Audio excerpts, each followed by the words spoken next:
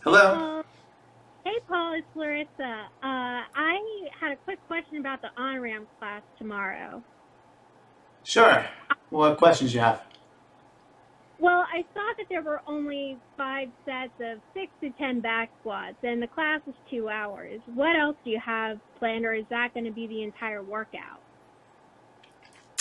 Well, it's the whole workout, but there's kind of a lot more to it. Think of it this way. The back squat is probably one of the most important exercises, and it's one of the foundation exercises. And so when there are, problems with movement on the back squat, all other movements get compromised. And so it's really important to learn it. Um, But I hear what you're saying is like, well, you've been coming a while and you know how to back squat, and so does probably most members. So why aren't we doing something else? Or what else are we doing? And what I'm going to do is, we're going to go through our warm up, which is air squats, up downs, and then we're going to do a squat hold and burpees. I'm going to look at people's movements, and then we're going to do some work with just the bar itself. And I'm going to look at people's different movements. I'm going to go over all the points of performance for the back squat. You should know all these and everybody else. There are 14 points of performance for the back squat. And you have to keep all of them in mind and have them practice so you don't have to think about all of them to do the back squat correctly. Each one you don't do makes the back squat either less efficient or less safe, depending on which one it is. And there are a lot of mobility type and stability type requirements to do a back squat very efficiently. And what we're going to do on the class, and we'll just use an empty bar for it to start, is I'm going to look at everybody's squat and see where they have challenges. They could be challenges in terms of awareness of what to do, or stability or mobility type challenges.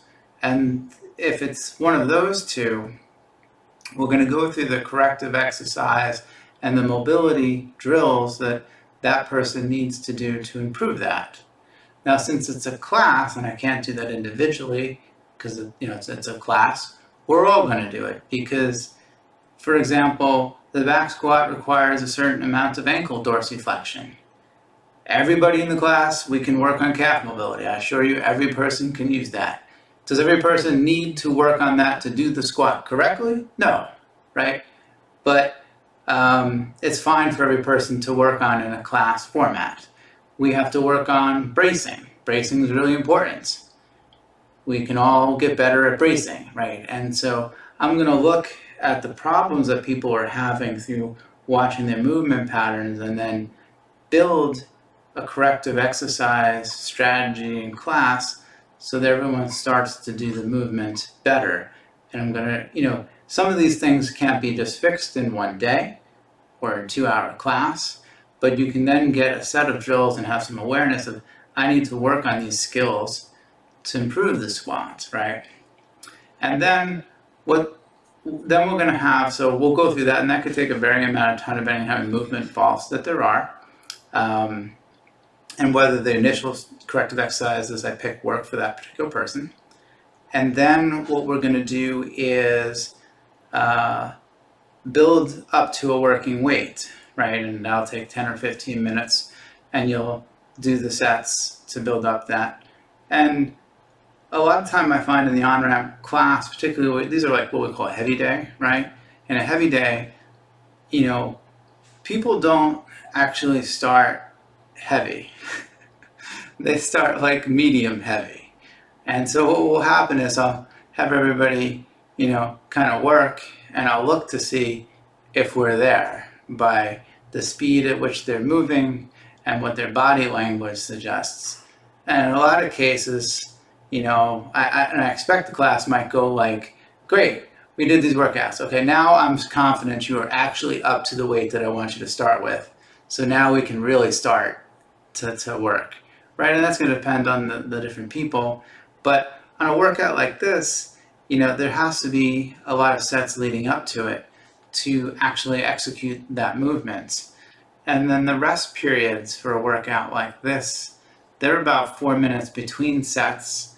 The rest is easier to understand in a workout like this, and one of the reasons we created it, because the reps don't change. When you have changing reps in a workout, 10, 5, 5, 3, 3, whatever, the rest periods change.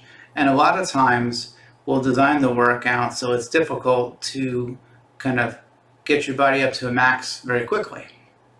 Sometimes in CrossFit competitions you have to do that. You do this ridiculous Metcon and you have 5 minutes to get to your max, right? They make workouts like that. But here we're kind of simplifying it. So, okay, it's going to be 4 minutes per, in between rounds, and that'll give you plenty of time to really execute all the movements that you're going to do correctly.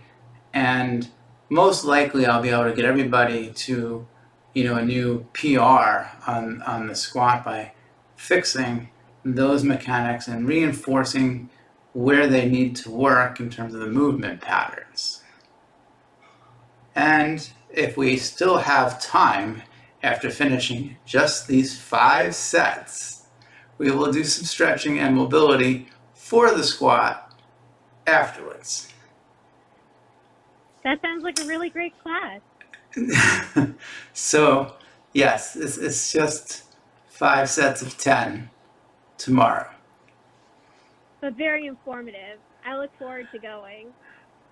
All right. Well, I appreciate the call, and I think you'll learn a good amount of stuff, and I hope you enjoy it.